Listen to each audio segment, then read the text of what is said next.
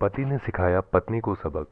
जब से सुशील की शादी हुई उस दिन से उसकी पत्नी रोमा उसे नीचा दिखाने का कोई मौका नहीं छोड़ती थी। सुशील ने 12वीं तक ही पढ़ाई कर रखी थी, जबकि रोमा ने एमए पीएचडी की हुई थी। इस वजह से जब भी उन दोनों की लड़ाई होती तो रोमा अपने पति सुशील पर पढ़ाई की धौंस जमाती। रोमा की नज़र में सुशील की कोई इज्जत नहीं थी।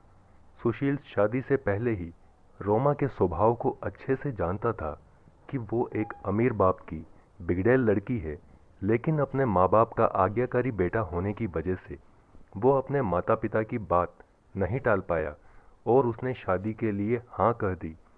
सुशील ने रोमा से शादी तो कर ली, लेकिन अब वह रोज घुट घुट कर जी रहा था। सुशील ने खुद को ऐसी स्थिति में लाकर खड़ा कर दिया था जिसका कोई अंत नहीं था। रोमा का बर्ताव सुशील के साथ तो खराब था ही, लेकिन इसके साथ साथ अपने सास ससुर के साथ भी वह बहुत ही बदतमीजी से पेश आती थी। सुशील के माता पिता काफी समय से रोमा की बदतमीजियां बर्दाश्त कर रहे थे, लेकिन एक दिन तो रोमा ने हद ही कर दी। सुबह सुबह का समय था। रोमा जॉगिंग करके घर वापस आ रही थी। जैसे ही वो घर के अंदर घुसी तो उसके ससुर जी ने उसे नाश्ता बनाने के लिए कहा। घर पर कुछ मेहमान आए हुए थे और घर पर सुशील की माँ भी नहीं थी। इस वजह से उन्हें रोमा से कहना पड़ा, लेकिन रोमा ने आव देखा न ताव और घर पर आए मेहमानों के सामने ही पास में रखा हुआ कांच का गिलास जोर से फोड़ दिया और बोली, पापा, आपको इतनी भी तमीज़ नहीं है? अभी तो मैं थक कर घर आई हूँ और आप मुझे काम बता रहे हैं। सुशील के पिताजी बहुत ही शर्मिंदा हुए। वो बहू से कुछ कह पाते इससे पहले ही वो वहां से अपने कमरे में चली गई। थोड़ी देर बाद सुशील की माँ घर आई तो उन्होंने सारा माजरा सुशील की माँ को बताया। सुशील की माँ भी यह सब सुनकर आग बबूला हो गई। उन्होंने ये निर्णय लिया कि आज इसका फैसला करना ही होगा। उन्होंने रोमा के पिता को फोन लगाकर वहां पर आने के लिए कहा। थोड़ी देर बाद ही रोमा के पिता वहां पर आ पहुंचे।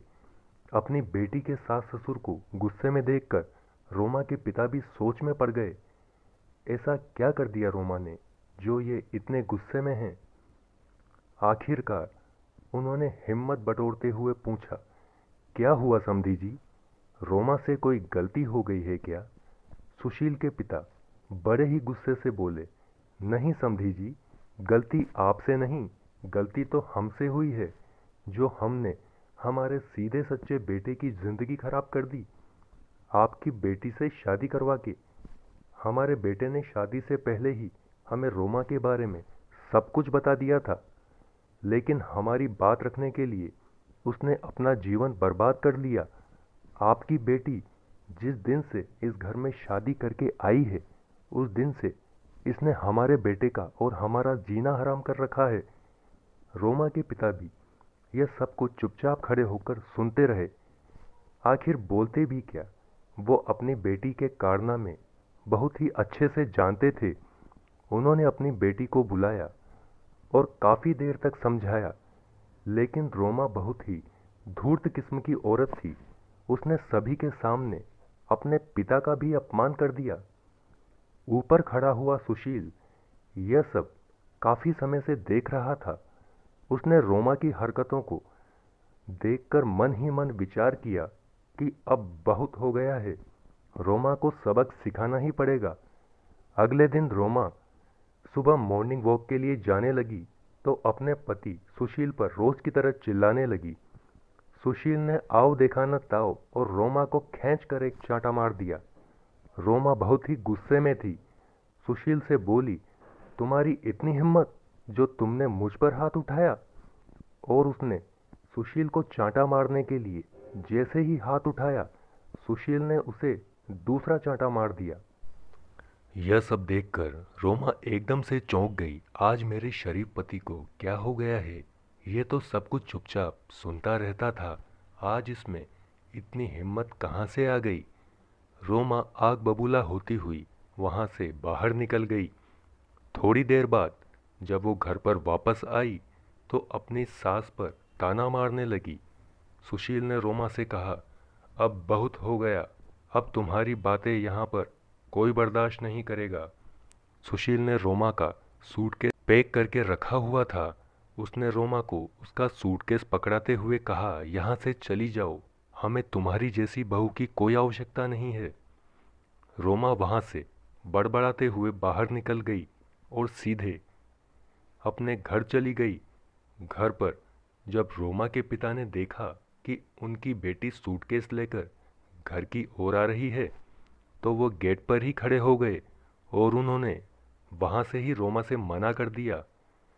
क्या हुआ बेटी, तुम्हें अपने पिता की याद कैसे आ गई?